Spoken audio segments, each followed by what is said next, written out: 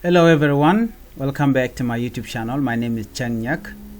Today we are discussing an important statement made by General Simon Gatwech, the leader of the SPLA-IO Kit Gwang faction, a well-known military figure in South Sudan.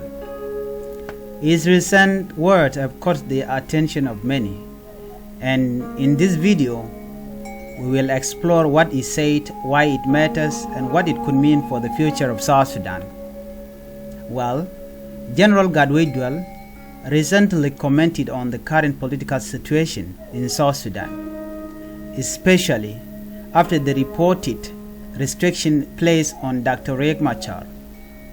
In his statement, he reminded everyone that political challenges faced by one leader today could happen to others in the future. If you are happy that Dr. Riek Machar has been arrested just because you disagree with him, you are missing the bigger picture. He is a leader like others. What happened to him could happen to anyone. This message highlights the importance of fairness, respect, and equal treatment for all leaders and communities in South Sudan. Why this statement matters? This statement, it encourages unity and understanding. Gatwech reminding us that South Sudan's future depends on how we treat one another, even when we disagree politically. It promotes peaceful dialogue, the statement of Simon Gatwech.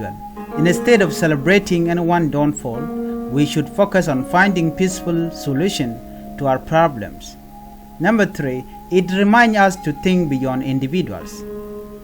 Political issues affect everyone, not just one leader or group.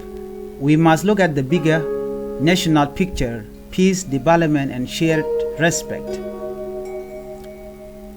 What this means for the future?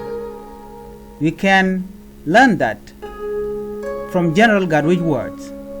First, that our country needs more respectful discussion, not division.